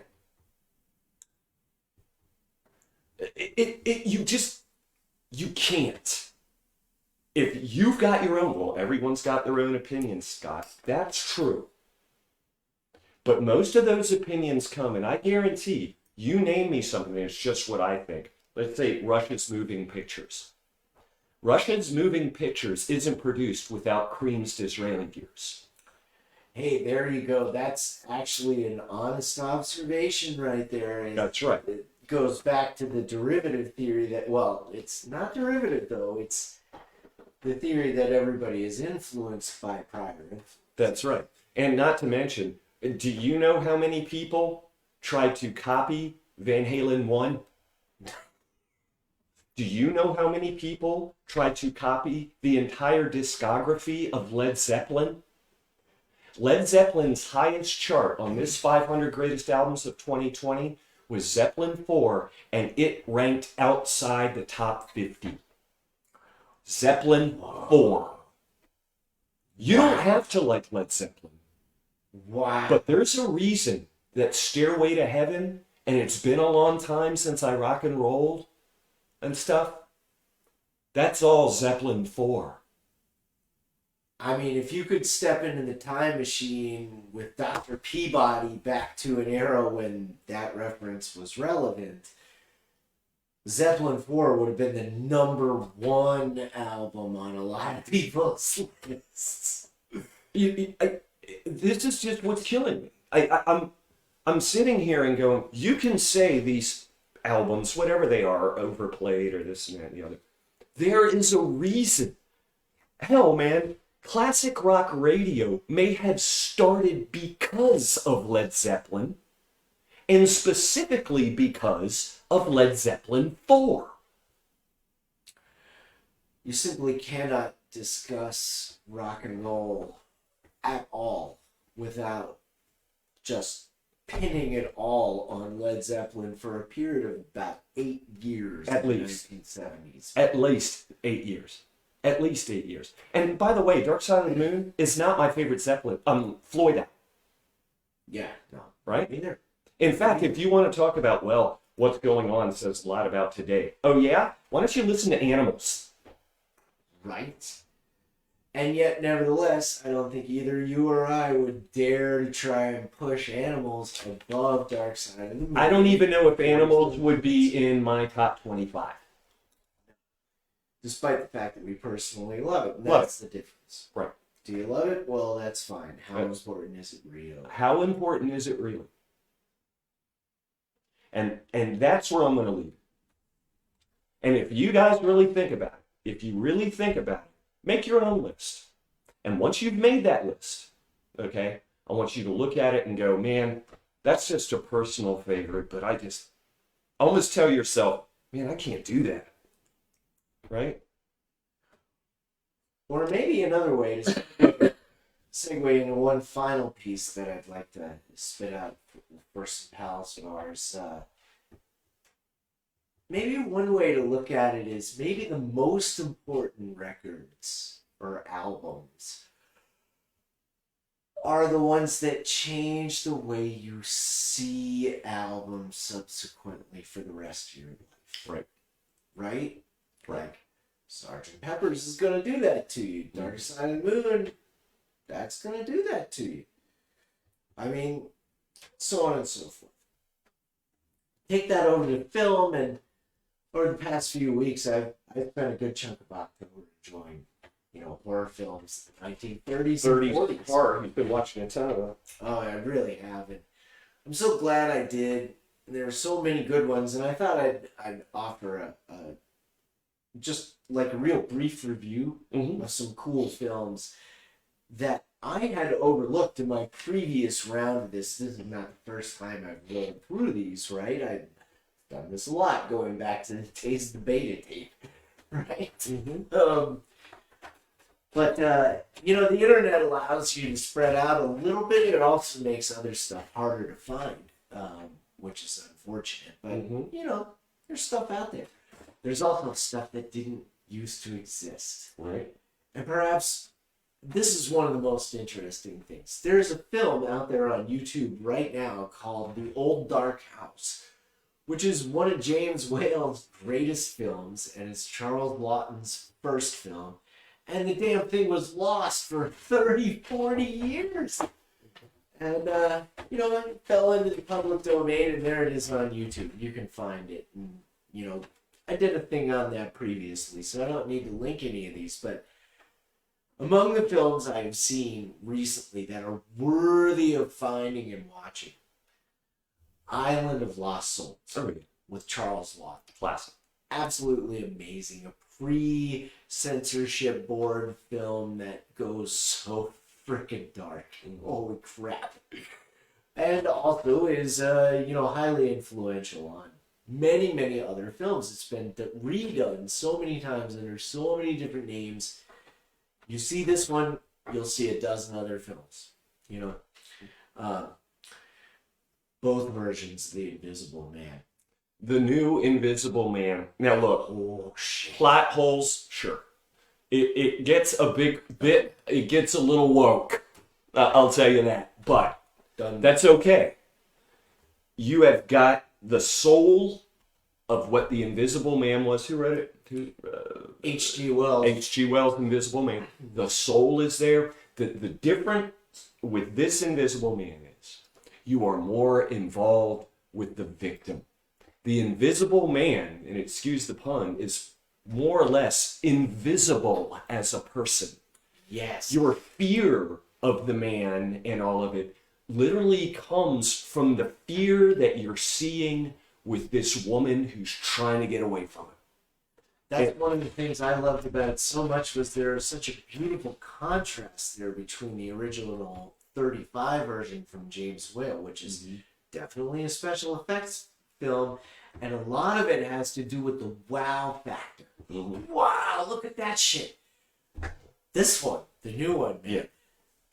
Not about that at all. It takes the special effects out of it. You can't see the guy. Nope. There's no special effect. And the way they film it, they've got this Panavision-like thing. So you're always looking behind the two characters taught. You're always looking for something behind. It's such a great way to keep you Totally engaged and stuff like that. And the jumps are real. It's such a fun movie. I didn't have more fun than this movie this year. It was so fun. I bought it. Yeah. I bought the movie. It's just fun to watch, and I could watch it again and again because I'm like, is there something I missed in that shot there? I don't know. It was really cool. There's some plot holes. Is it a perfect movie? No. But damn, is that movie fun. Awfully, awfully good. Yeah. Real special. And intimately and directly connected to its 1935 predecessor. Yes. And therefore, And there's been remakes, even since that Hollow Man with Kevin Bacon and Elizabeth Shue. That's good. It's fun and stuff. What a great way to take, in the age of all these remakes and reboots. I mean, that also goes into art. Guys, get me some originality, please. Yeah. But this was a totally different vision. It's just it had no right to be this good. Yeah. No right to be this good. Yeah. It's good. Yeah. Very, very good. So there you go. That's a nice way to take it straight to the future. If you live in the distant past as I do, I saw two films that changed the way that I'm going to see every other film ever since. And those two films are the 1931 version, and this is important, the 1931 version of Dr. Jekyll and Mr. Hyde. That's the only one where Jekyll is pronounced like that. It's the one with Frederick March. It is not to be confused with the 1941 version with Spencer Tracy, which sucks. The 31 version is a life changer. It's one of the best films I've ever seen. There are shots in it that are going to make you say, how the hell did that happen? Frederick March actually wound up in the hospital near death to make some of those scenes, and it's worth it. And he's such a fine actor, you're not going to freaking believe it. You're going to ask yourself why people don't do that anymore on film because it's so good. So there's that. And then right along with it is another one I saw this week, which is, I know you and I, we probably have a secret thing for our boy Oscar Wilde. The Picture of Dorian Gray from 1945 is one of the finest films I believe I've ever seen. It's been remade a lot as well. Has been remade a lot. This one, though, probably preserves a lot of Oscar Wilde's own razor edge. It's so slick. And it's got George Sanders in it, who's a great actor of his time, and it allows me to segue into a few others if you don't mind. But The Picture of Dorian Gray, that one you can still find on many, many movie formats because it's so damn good. People just won't let it go. And it's because it's great. Classic. Yeah. So the character that George Sanders plays in that film is an absolutely adorable and frightening one. And if you watch it carefully, I think you'll find out that he's the actual monster in it. What's interesting about it is that George Sanders had an older brother whose name was Tom Conway. And what wound up happening was when George Sanders went to Hollywood and started making bank, like all of a sudden, this was in 41, when a whole bunch of other people were shipping off to the war. And anyways, Sanders was like, he called his brother Tom Conway. He's like, dude, I'm overworked. I can't do this series of films anymore. You need to come in here and bail me out. So he came in. He took over a series of films called the Falcon series of films, which we don't care about, but he stepped in to do a film that everybody loves still called Cat People. Oh, yeah. He was the doctor in Cat People, right? And I don't want to spoil it too much, but Tom Conway's character doesn't survive that film. You just spoiled the fucking film. I'm sorry, but you need to know that because he does survive the film because he comes back in a subsequent film called The Seventh Victim as the exact same character, only now he's not dead. And he gets to make another movie that involves Satanists and some hilarity in that vein that I liked a lot. And that one's also pretty easy to find. And then there's another sequel to Cat People called The Curse of the Cat People. You can skip that one. But yeah, if you want to find a little segue in there of just mystery, you can imagine that Cat People and The Seventh Victim are in the same universe, and then you can extrapolate from there for some really interesting stuff. But the whole Cat People story, big one. That's going to come back in a big way here soon, I'm pretty sure. They need a remake of that movie. That's what I'm thinking. Well, they did.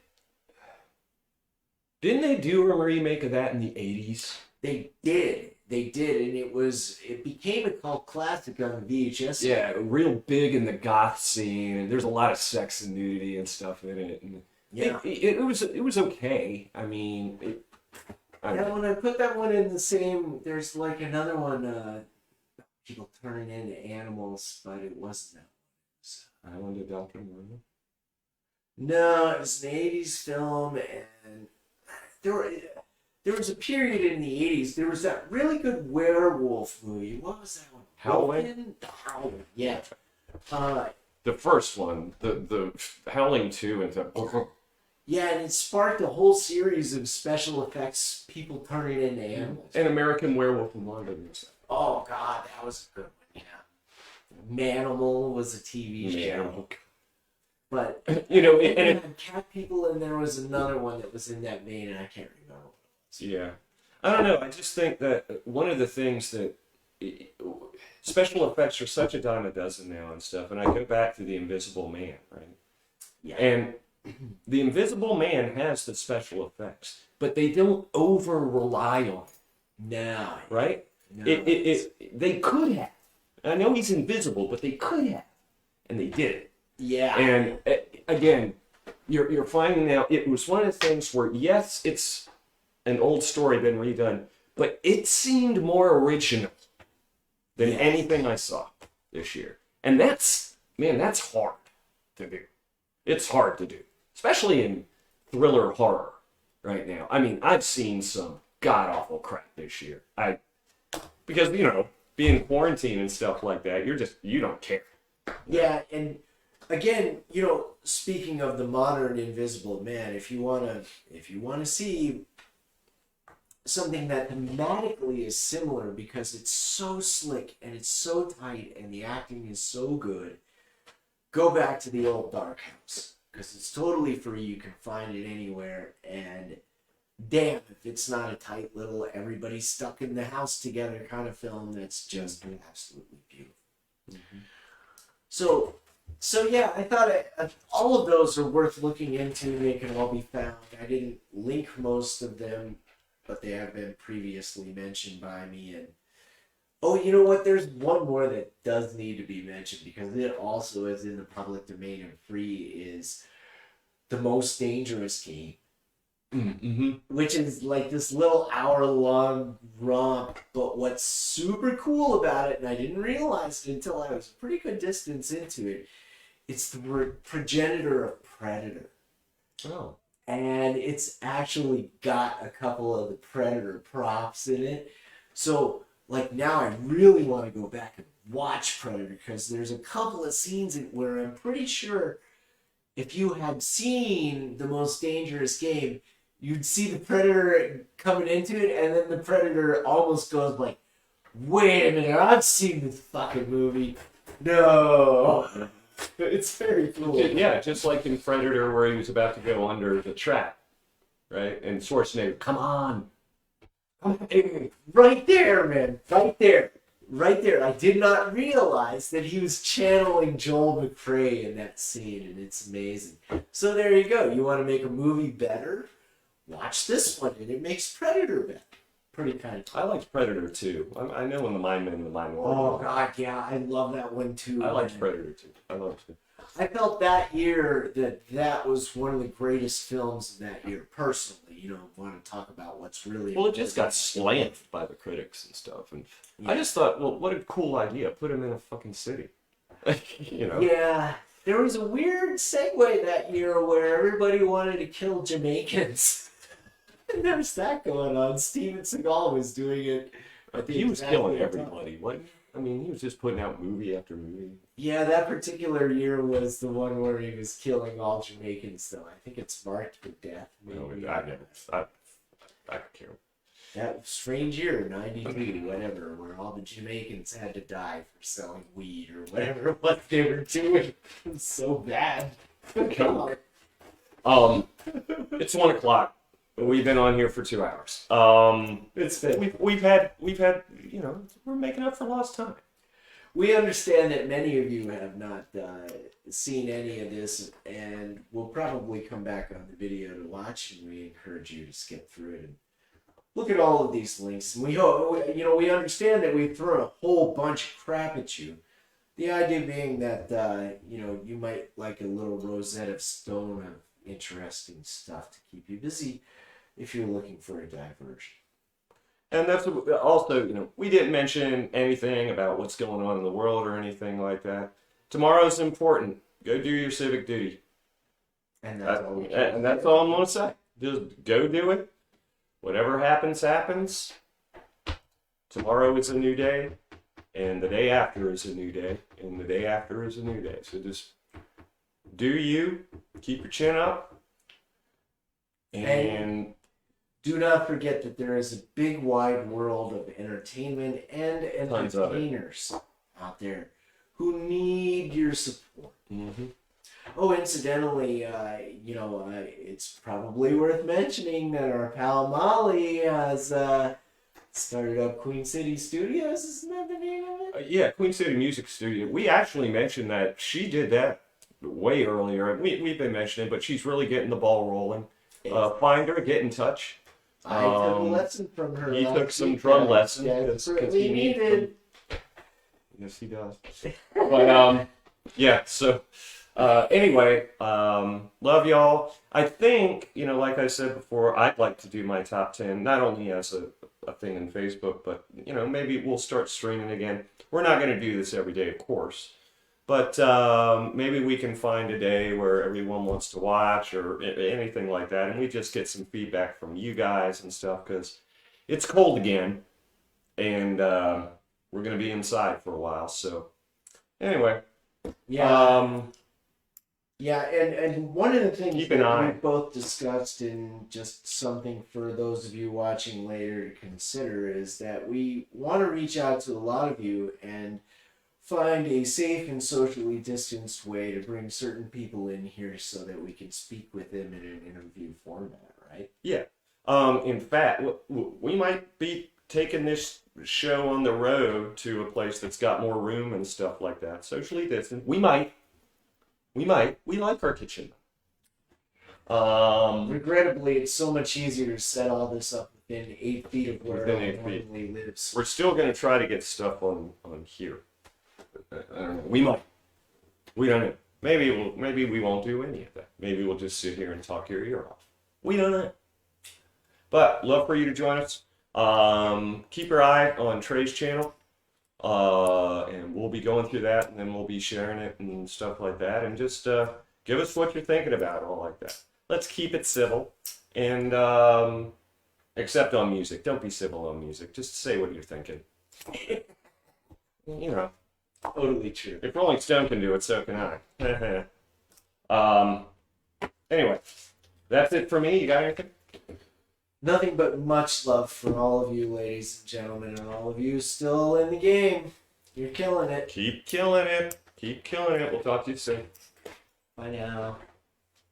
Oh my god, where's the end button? I don't know how to turn it off. So. See, Alright, fuck it. there. Bam.